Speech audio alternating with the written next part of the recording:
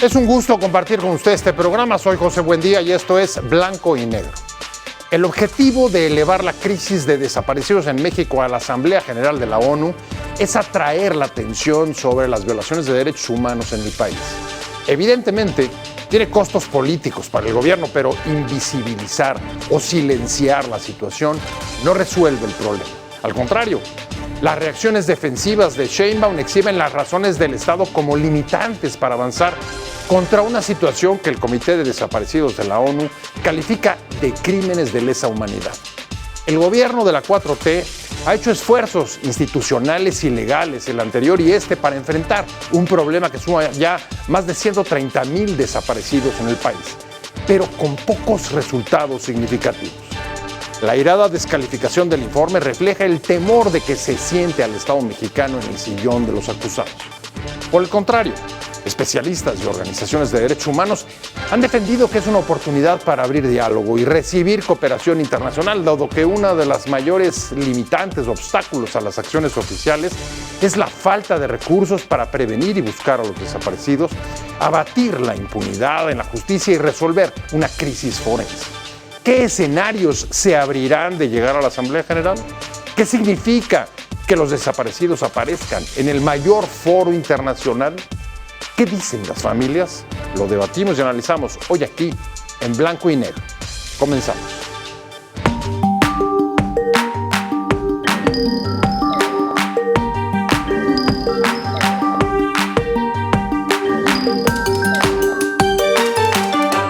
Este es un comité que no es un comité de Naciones Unidas, es un comité de expertos que está vinculado con Naciones Unidas. Eso es lo primero. Lo segundo, este comité hace un análisis de casos de 4 estados de la República del 2009 al 2017.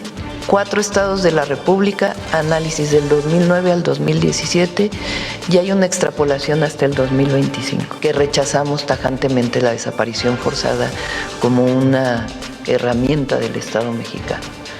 Todo esto no fue tomado en cuenta. Entonces, por eso se rechaza el informe, pero eso no quiere decir que no sigamos avanzando nosotros con el tema de los desaparecidos, como lo hemos venido informando y como la Secretaría de Gobernación ha venido haciéndolo junto con su equipo, con todos los colectivos de personas desaparecidas. Tenían ADN, tenían teléfono, tenían dirección y nunca me llamaron, pero yo no dejaba de insistir por mi criatura.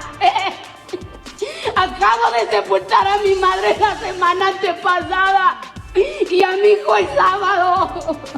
¿Saben qué hacen las pinches trabajadoras? ¿Saben qué hacen? Ese día yo le dije a mi hija, llévame a la CEMEFO a ver si hay razón de mi niño. Una de las malditas trabajadoras estaba aplastada arriba de uno de los jefes de ahí. ¡Ese es su trabajo! Arrancamos con Blanco y Negro y ahí tiene este par de insertos que son ilustrativos. El primero, el de la presidenta Sheinbaum, que fue el primero con el que reaccionó para rechazar el informe y después de eso, más de una vez, ha insistido en descalificarlo. Sin embargo, ha sido una sacudida este informe para el gobierno y el país, que simplemente en los últimos momentos ha recogido también el apoyo de Amnistía Internacional, que además de apoyarlo, dice habría que declarar una crisis o una emergencia nacional por los desaparecidos en México. Si el objetivo era hacer o atraer la atención sobre la crisis de desaparecidos en México con este informe, parece que el primer objetivo del comité lo lograron.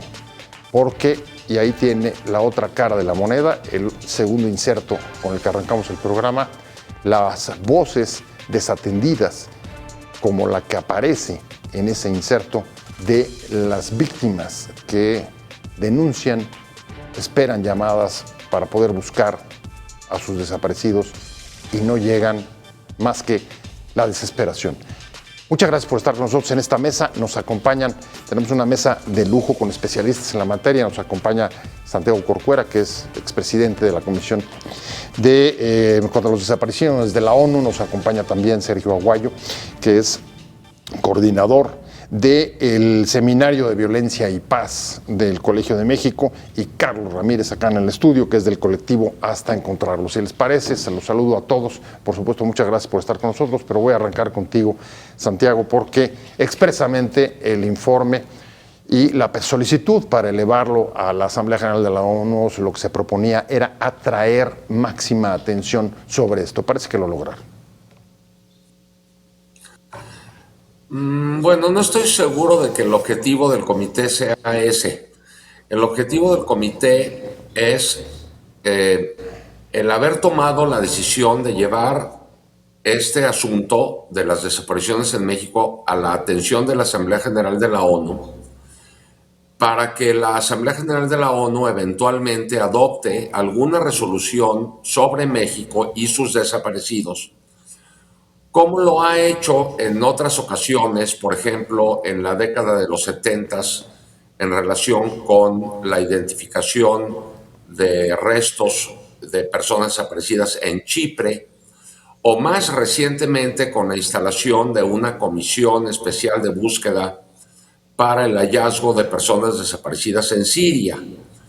Por cierto, dicho sea de paso, la comisión de búsqueda de Siria que ordenó que se instalara la Asamblea General, ahora es presidida o es comandada por la doctora Carla Quintana, quien fuera la comisionada nacional de búsqueda de México, que fue, digamos, obligada a renunciar durante el sexenio de López Obrador por aquella estrategia del censo de personas desaparecidas con la que aparentemente la doctora Quintana no estaba de acuerdo. A ver, pero Santiago, sí. Santiago, pero es innegable, a ver, elevar esto a la discusión, a la máxima vitrina internacional de la Asamblea General, que en efecto ha habido esos casos que señalas, pero que son no solamente contados, sino a los que se les quiere dar máxima publicidad, lo que quiere es atraer la atención, o una de las consecuencias que tiene es atraer la atención sobre la problemática. Eso.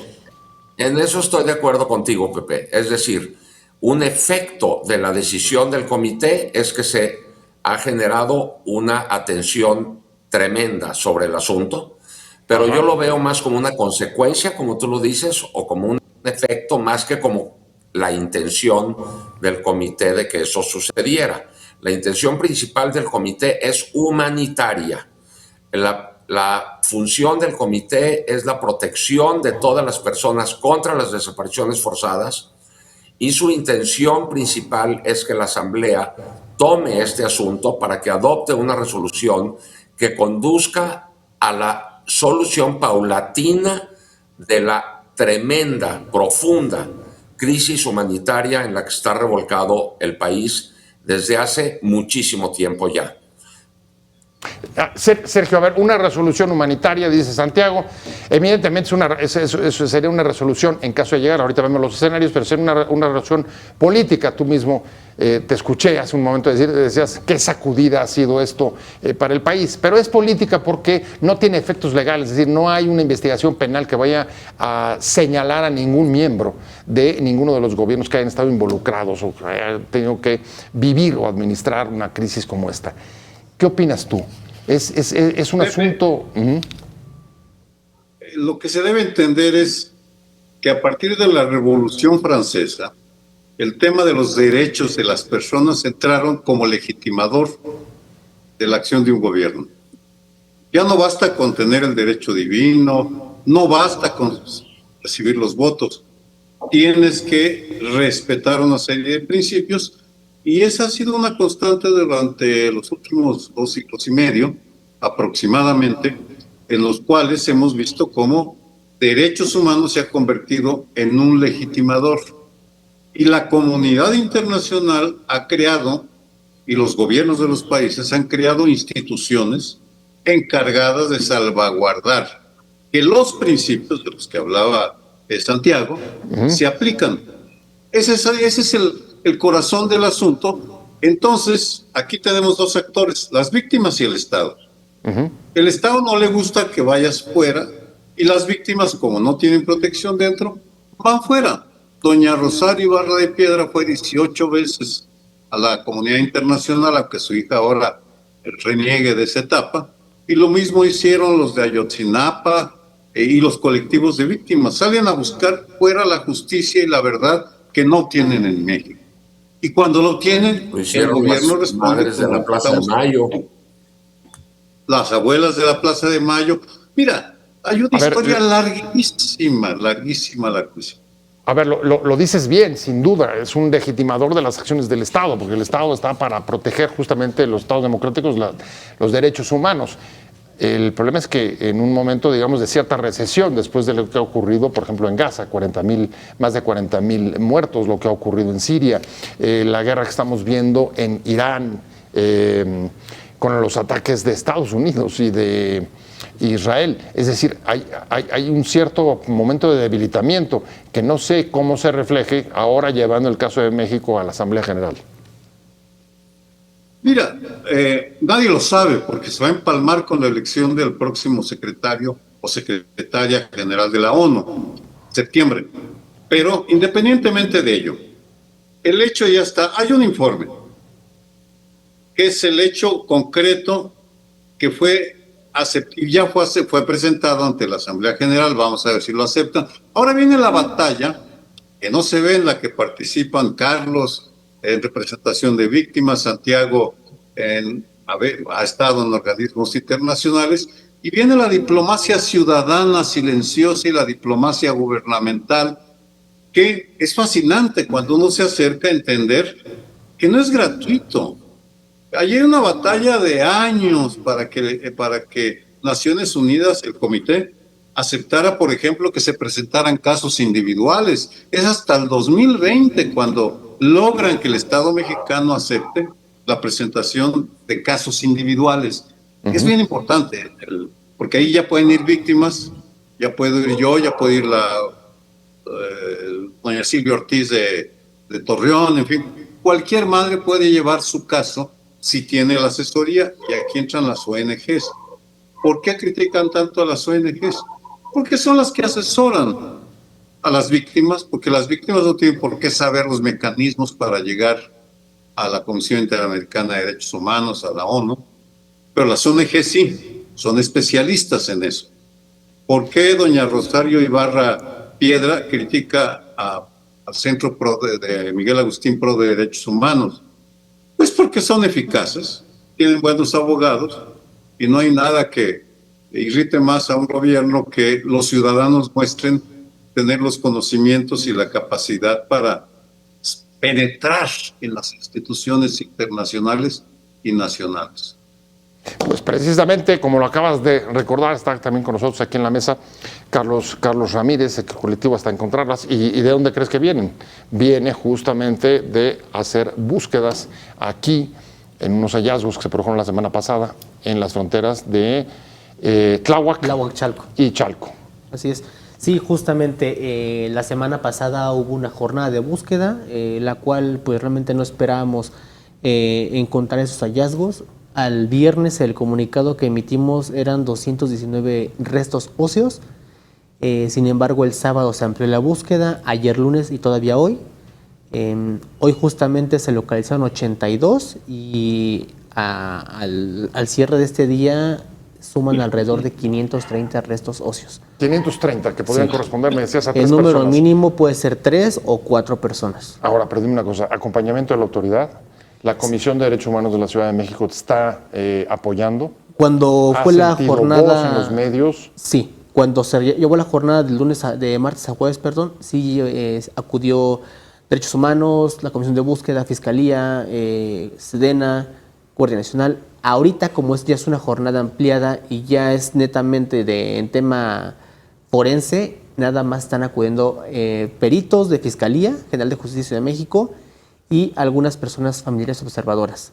Comisión de Búsqueda ahorita no está acudiendo, pues ya acabó como tal la búsqueda y es un tema de investigación. ¿Pero participó en la búsqueda? Participó. ¿Han sentido el apoyo de las autoridades?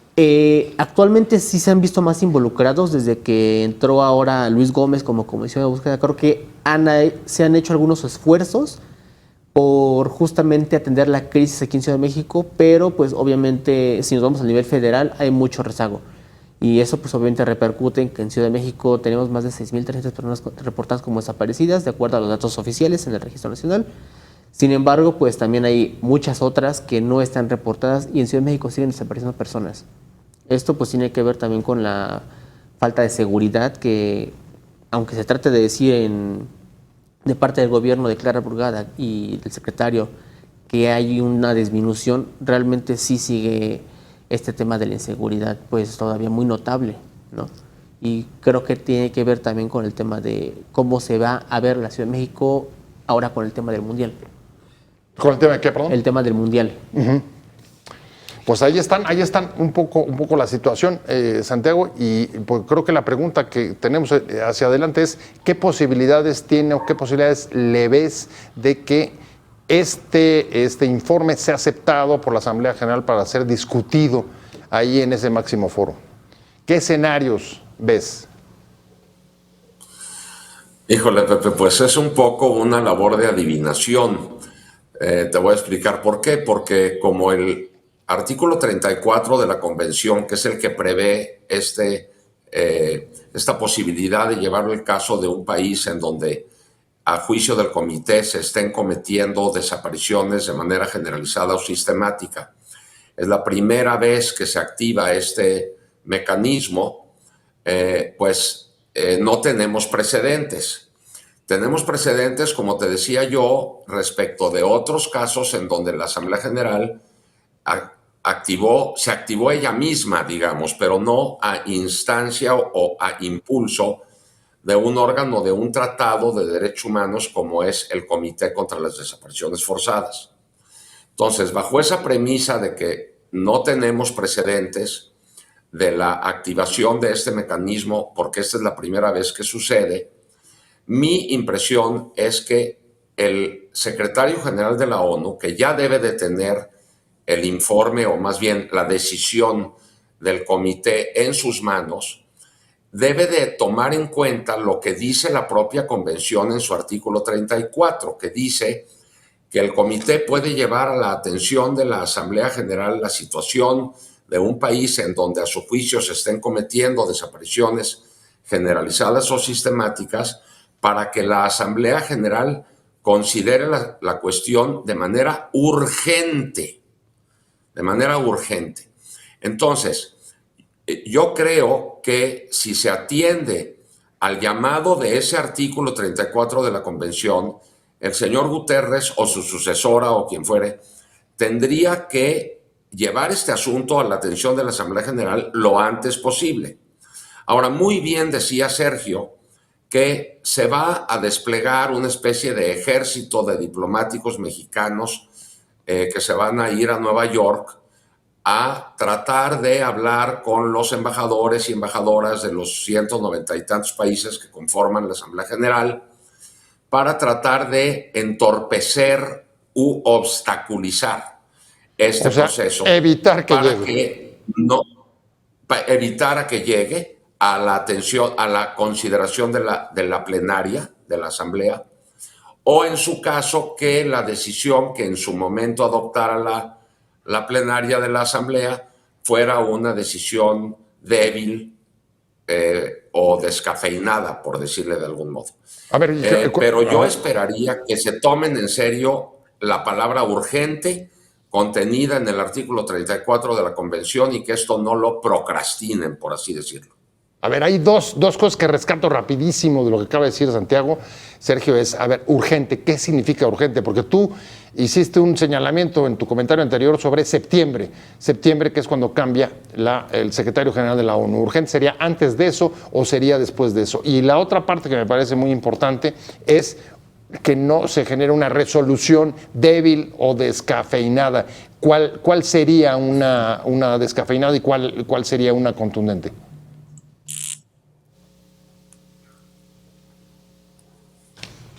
Traes tu micro puesto, Sergio. Exacto. Ahí creo que Perdón, es que empecé a toser y entonces no preferí ponerlo mudo. Ajá. Voy al problema de fondo. Que es absurdo lo que está pasando, porque el Estado mexicano debilita a los organismos públicos que tutelan derecho. La Comisión Nacional de los Derechos Humanos. La convierte en un apéndice de Palacio. Eso es lo que es, la CNDH irrelevante. Haciendo eso, obliga a las víctimas a salir fuera. Como la realidad es la que es, y tenemos 130 y tantos mil desaparecidos, y tenemos una complicidad de las autoridades con los criminales que desaparecen, y porque están desapareciendo los niños, porque las tecnológicas los reclutan sin que el gobierno mexicano no haga nada, entonces eso provoca que las víctimas vayan con la realidad al mundo. Y por más que haya un diplomático y que le ofrezcan una gran cena a los embajadores de tal o cual país para convencerlos, el hecho es que un video como el que acabas de pasar, ese pequeño clip, una víctima que se presenta con una realidad, pues derrumba el argumentario. Imagínate, no va a pasar, pero imaginemos al presidente de Barcelona hablando con los líderes demócratas y que se presente una víctima a decirle: presidenta, ustedes no me atendieron, violaron mis derechos. Yo podría ir. A mí me corrieron de Canal 11, un acto de censura del Estado mexicano, hecho por Andrés Manuel López Obrador y tolerado por Claudia Sheinbaum, porque los demandé para que me informaran por qué me habían corrido. No han querido.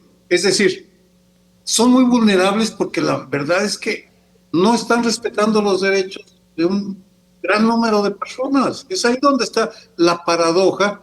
Y sí, discutimos ahora Naciones Unidas, pero lo mismo va a pasar en la Comisión Interamericana de Derechos Humanos, ahora que aceptó la queja de los exmagistrados y jueces. Ajá. ¿Qué va a hacer nuestro querido amigo Alejandro Encinas ante personas que les violaron sus derechos laborales? Es la paradoja de este Estado y de otros estados, no es el único. Por eso, cuando hablo de legitimador, es que tú no puedes presentarte diciendo que defiendes derechos humanos cuando no lo estás haciendo. Tienes que tener un historial, una congruencia para poder presentarte como alguien que respeta derechos humanos. A ver, si leo lo que acaba de decir Sergio, Carlos, y con esto voy a cerrar el bloque, no se puede simular. Claro, totalmente. Y tú estarías de acuerdo con eso, no están encontrando, la razón de buscar e ir fuera es que aquí no están encontrando protección o la suficiente protección, y entonces el único camino es tratar de que allá afuera se discuta lo que aquí dentro se tiene que resolver. Sí, nosotros estamos de acuerdo en que necesitamos este apoyo del CED.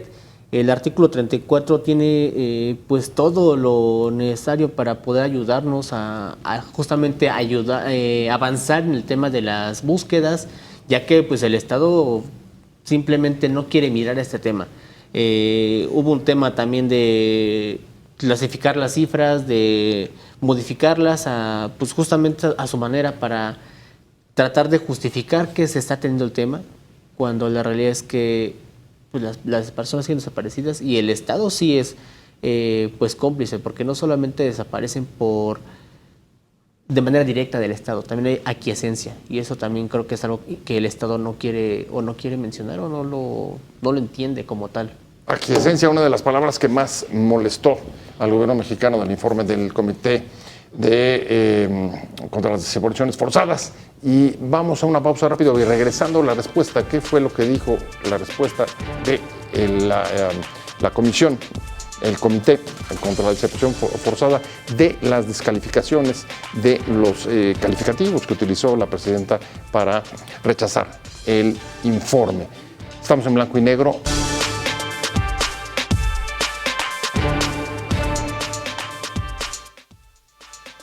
Estamos de vuelta en blanco y negro, y ahí tienen su pantalla la respuesta de Juan Pablo Albán. Lo sacó en redes y dice que, por supuesto, es entendible que pueda haber discrepancias discrepancias en un informe como esto, pero que muy poco ayuda la descalificación.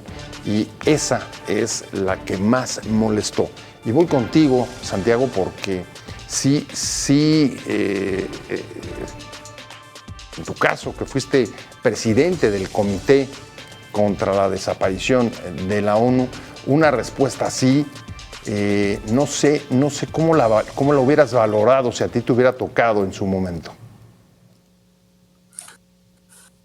Bueno, que si yo hubiera estado en el comité o estuviera todavía en el comité, yo no hubiera tenido absolutamente ninguna participación en esta decisión, porque en estos órganos de Naciones Unidas existe la regla del propio país. Y entonces, de hecho, pues yo era integrante del comité en el 2015, cuando México compareció por primera vez ante el comité y me sacaron en la plenaria y yo me pasé a la sección o en una cabina de interpretación para observar lo que pasaba, pero no participé en absoluto en eso. Pero, ¿cómo tomar las descalificaciones tal y como se plasmaron en el comunicado? El comunicado del gobierno, es decir, de la Secretaría de Gobernación y de la Secretaría de Relaciones Exteriores, calificó al comité de tendencioso, de parcial, de sesgado, de carente de rigor jurídico, de ligero en sus premisas. Es decir, una retahíla de adjetivos carentes en absoluto de argumentos. Es la descalificación ad hominem, el dispararle al mensajero, como decía don Juan Méndez cuando en el sexenio de Peña Nieto también lo insultaron y le dijeron que carecía de ética y que no conocía el derecho internacional, o como en el sexenio de Calderón, cuando el grupo de trabajo sobre desapariciones forzadas emitió su informe de la visita, también lo descalificó. Pero en esta ocasión, me parece que la dimensión de la descalificación ya llegó a niveles pues descomunales, de una rabia y de una furia ya bastante irracional, diría yo. Y están tratando, creo yo, de modular o de moderar lo que inicialmente dijeron. Las mismas palabras del secretario de Relaciones Exteriores en su comparecencia ante el Senado de la República ya fueron muchísimo más moderadas.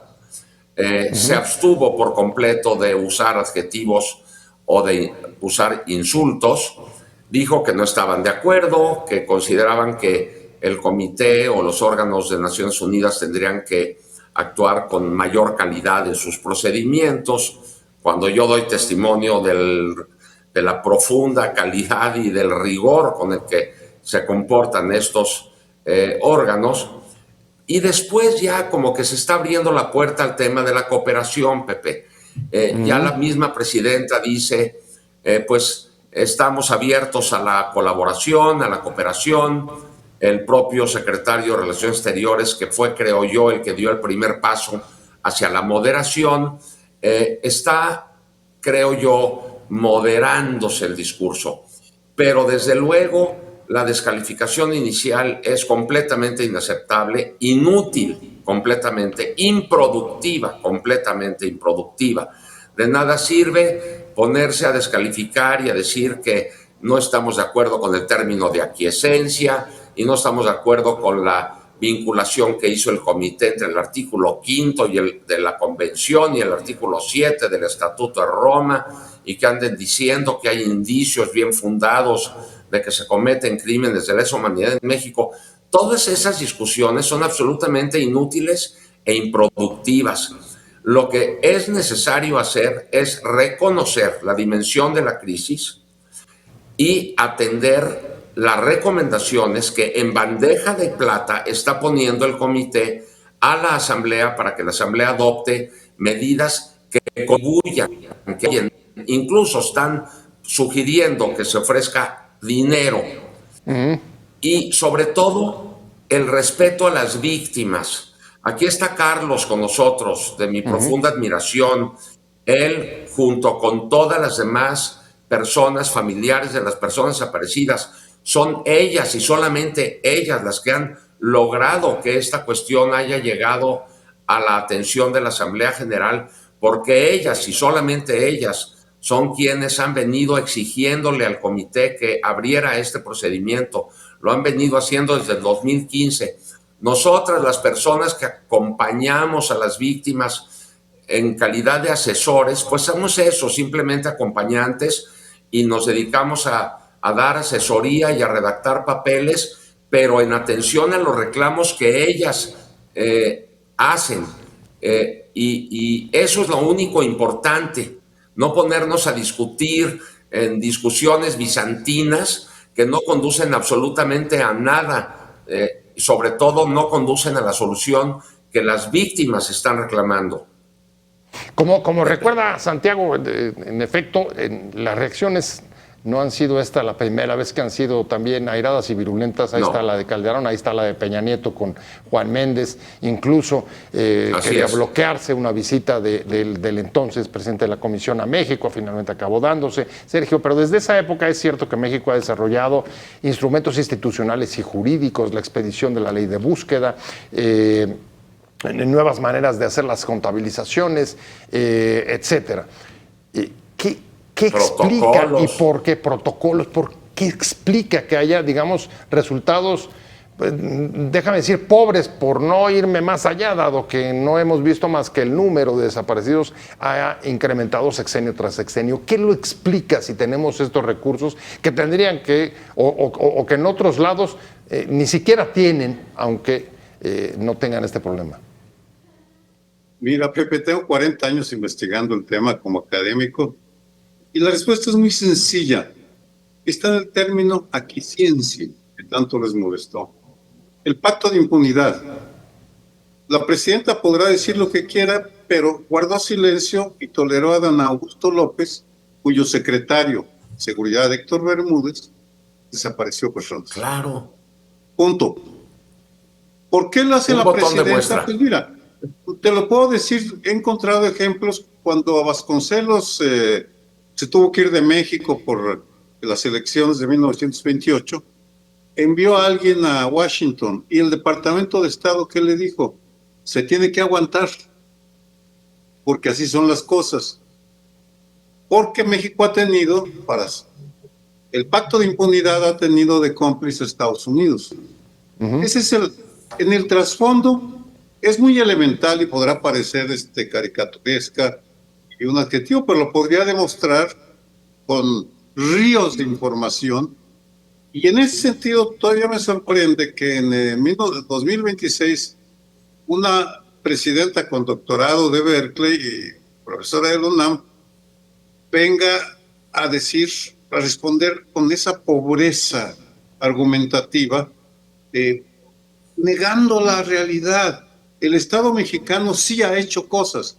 López Obrador fue muy generoso, creó 3 comisiones de verdad. Chinapa, Guerra Sucia y la Comisión Nacional de Búsqueda Nacional no la creó, la fortaleció. Así es. Y luego renegó de las 3.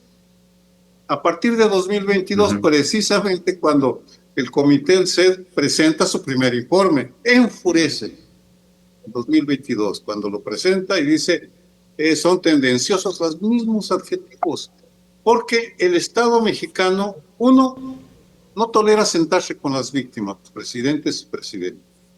Es notable, se reúne con las madres y padres, llevan 40 y tantas reuniones, pero con nadie más. No aceptan sentarse porque creo que es una cuestión de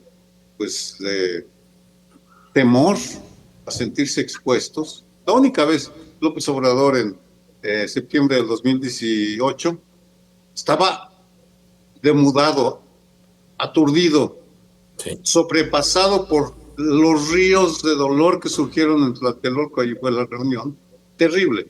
Sí, recordamos esas imágenes, en efecto, en Tlatelolco, impactado. Fuera de eso, no se quieren reunir. Igual que, lo mismo te podría decir, se nos olvidan los partidos políticos. Es lamentable su silencio, su complicidad, cuando podrían hacer tanto por las personas desaparecidas. No solo como gobernantes, sino como gestores del interés público. ¿En dónde carajos está el PAN? que llevó casos a la Comisión Interamericana de Derechos Humanos, fraude del 86 en Chihuahua. ¿Dónde demonios se quedaron? Esa generación de gente congruente se la llevó la burocracia y los presupuestos, las prerrogativas. Lamentable, triste. Y coincido con Santiago, mi respeto para quienes representan a las víctimas en México. La nueva generación de luchadores de derechos humanos son ellos, sin duda alguna. Carlos, tu visión de la autoridad, ¿coincides con Santiago y con Sergio? ¿Creen que les temen, son incómodos?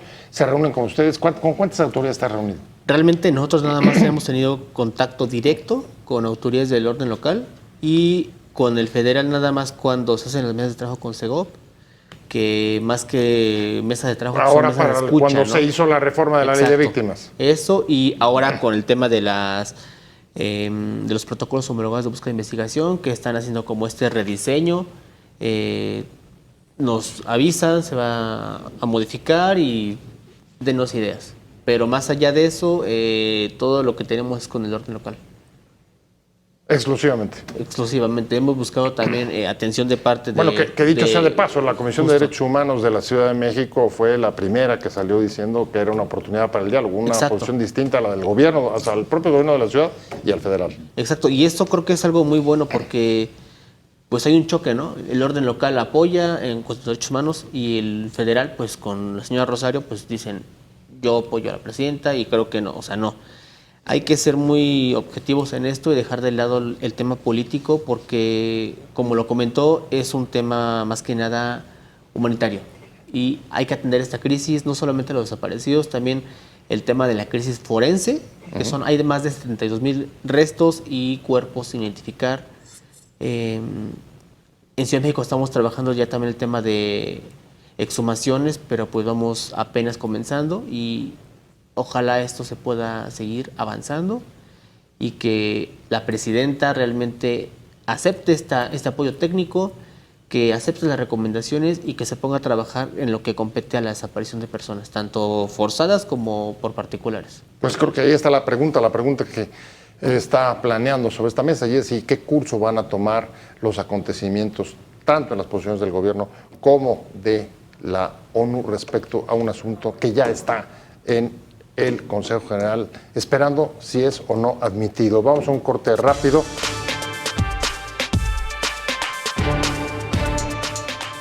Estamos de vuelta aquí en Blanco y Negro. Estamos hablando de la crisis de los desaparecidos y el informe del Comité contra la Desaparición Forzada de la ONU. Y ahora, hacia conclusiones, la cuestión es ¿y qué curso van a tomar los acontecimientos?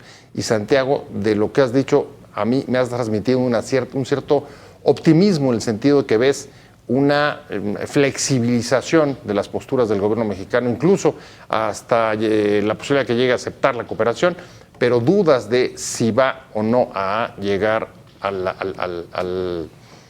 Asamblea General informe. Acláramelo porque estamos así, digamos, aprovechando para la quiero conclusión. decir que dudo que vaya a llegar a la Asamblea General, confío en que va a llegar a la Asamblea General porque es mandato de la Convención y no puede la Asamblea General ignorar lo que dice el artículo 34 de la Convención.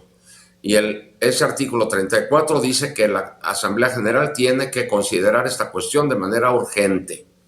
Así que no, yo creo que sí va a llegar a la Asamblea General. Claro, la diplomacia mexicana va a intentar entorpecer el procedimiento y obstaculizarlo, pero de que tiene que llegar a la Asamblea General.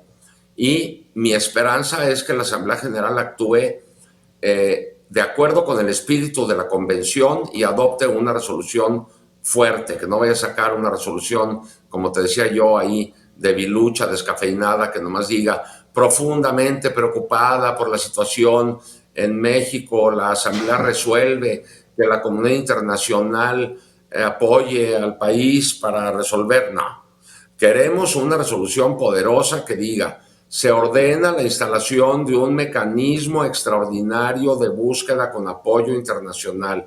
Se crea un mecanismo extraordinario de identificación humana para que con dinero de la comunidad internacional y el apoyo técnico de las diferentes instancias que correspondan, como pudiera ser el Comité Internacional de la Cruz Roja, se abran 15 laboratorios de identificación humana como el que existe en Saltillo, que es de clase mundial, pero como ese necesitamos pues decenas para atender la crisis a la que mencionaba, a la que hacía referencia atinadamente Carlos, de más de 72,000, ya hablan algunos de 83,000 cuerpos sin identificar. Necesitamos un mecanismo extraordinario para enfrentar la cuestión de la impunidad casi absoluta, tal y como la ha calificado el comité, con algún mecanismo similar al que se estableció en Guatemala, la famosa CICIG,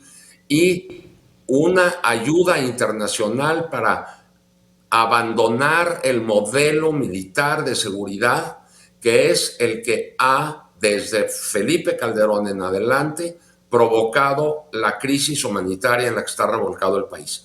Esas serían las 4 patas de la mesa que yo considero que la Asamblea nos tendría que proporcionar. Búsqueda, crisis forense, crisis de impunidad y nueva estrategia de seguridad. Bueno, es prácticamente una agenda completa, Santiago, y yo me quedaría con un punto y se lo preguntaría. No la estoy inventando yo, perdóname, Pepe. Yo sé. En la decisión del comité, en la parte final de la decisión del comité, es lo que el comité le dice a la Asamblea: oye, considera adoptar una resolución que diga esto. Y es lo que un poco lo que acabo yo de resumir, Pepe. Perfecto. Y la pregunta es, Sergio, ¿tú crees que eso lo pueda o lo vaya a aceptar el gobierno mexicano? Simplemente la primera, un mecanismo extraordinario con apoyo internacional de búsqueda. ¿Tú qué crees? Yo creo que se van a quedar ahí. Eso lo van a aceptar. Mira, no estoy diciendo que no haya funcionarios y que el gobierno de Claudia Sheinbaum no esté intentando hacer algo, pero algo. No tienen la capacidad, sí saben qué está pasando, pero no tienen ni la fuerza política suficiente para imponerse a la tenaza que les impone la complicidad con los miembros de su partido que están aliados al crimen organizado o son protectores. Tampoco tienen la capacidad para enfrentarse al ejército. En 2021-22, López Obrador da marcha atrás en buena medida porque enfrenta el veto de las Fuerzas Armadas, sobre todo el ejército, es decir, no puede ir más adelante y entonces pues empieza a escorarse, a olvidarse de las víctimas, a no recibirlas, en fin. Pues es lo que hay. Y a eso me refiero, si los partidos políticos, aún los opositores, aún el PAN, que no se comprometieran como lo hicieron alguna vez, no el PRI bueno, tiene muy represor, pero el PAN sí podría, Movimiento Ciudadano, pues espero que Somos México sea diferente en eso, pues tal vez veríamos más acción. Pero, pues eso sin duda es llamativo. Como eso no está en las prioridades de la agenda de los partidos políticos y de la oposición en México, difícil de explicar. Es una vergüenza para los partidos. Lo único que les interesa son las prerrogativas y los cargos. Es todo. La reforma electoral. Sí, se reducen o no se reducen las prerrogativas. La reforma electoral. Aquello ya se ha convertido en una farsa. Vamos, es una vergüenza lo que pasó con el INE. Es triste verlo. Y al Tribunal Electoral son unos vasallos de Palacio, vamos. Inconcebible. Venimos, Santiago y yo, de la transición, tú también. Vivimos esa etapa, creíamos haberlo dejado, bueno, no fue así. Pero bueno, pues es lo que hay, tampoco, afortunadamente, podemos seguir teniendo espacios como este para dar una opinión que, sea o no escuchada, es la que debe darse. Pues aquí con mucho gusto y además si es escuchada. Muchas gracias de verdad por haber venido. Voy cerrando el programa, se me va el tiempo. ¿Qué crees o qué esperas que pueda ser posible de todos estos puntos que acaba de mencionar Santiago? Pues que viene en el informe. Claro, yo quisiera confiar en que realmente se va a hacer algo al respecto, que se va a aceptar este apoyo. No estoy tan convencido, creo que hay un tema de un discurso muy orientado a no reconocer las cosas, pero ojalá se logre este reconocimiento, que se incorpore lo que recomienda el SED y se instaure lo necesario para atender la crisis de desaparición.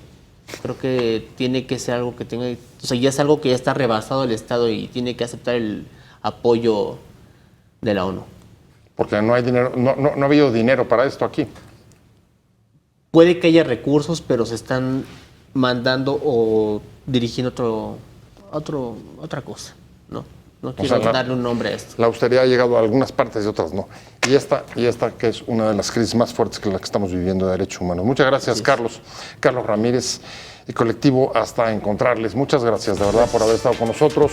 Por supuesto, Santiago Corcuera, muchas gracias, expresidente de la Comité de Desapariciones Forzadas de la ONU. Santiago, un placer haberte visto. Muchas gracias por haber venido y participado con nosotros.